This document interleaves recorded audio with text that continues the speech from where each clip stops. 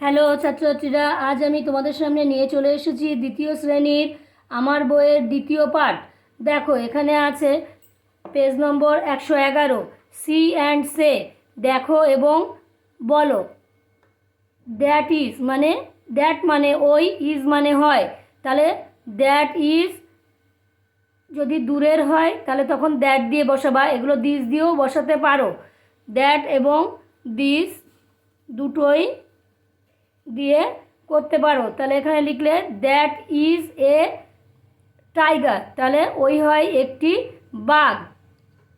তারপরে এখানে লিখলে দিস ইজ এ লায়ন, তাহলে এই হয় একটি সিংহ। তারপরে আছে এ ক্যামেল, তুমি এটাকে আবার করলে দ্যাট ইজ এ ক্যামেল, তাহলে ওই হয় একটি উট।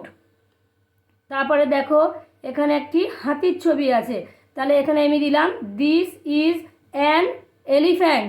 এখানে অ্যান হবে কেন, এটি এলিফ্যান্ট, AEIOU ই আছে, তাই এখানে এ হবে না, অ্যান হবে, যেহেতু এটা ভায়োল তাই জন্যে। তাহলে একটি হাতি।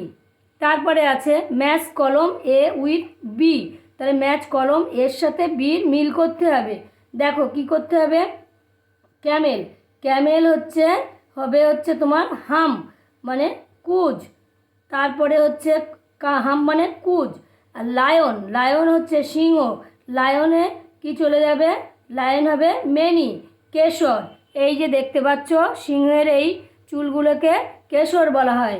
এলিফ্যান্ট, এলিফ্যান্ট চলে যাবে ট্রাঙ্ক। সুর, এই যে এলিফ্যান্টের সুর।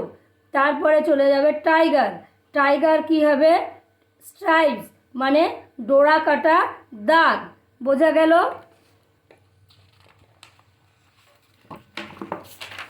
এবার আমরা চলে আসছি পেজ নম্বর 114।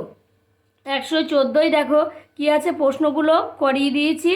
আর এইটা করো চারের দাগ, বাম দিকের সঙ্গে ডান দিকের বিপরীতার্থক শব্দগুলি মিলিয়ে লিখি। দেখো পছন্দ অপছন্দ, ভয় সাহস, দুর্বল সবল, তীক্ষ্ণ ভোঁতা, উচিত অনুচিত। বোঝা গেল? এভাবে তোমাদের সবগুলি করতে হবে। ভিডিওটি যদি ভালো লাগে অবশ্যই একটি সাবস্ক্রাইব ও লাইক দেবে।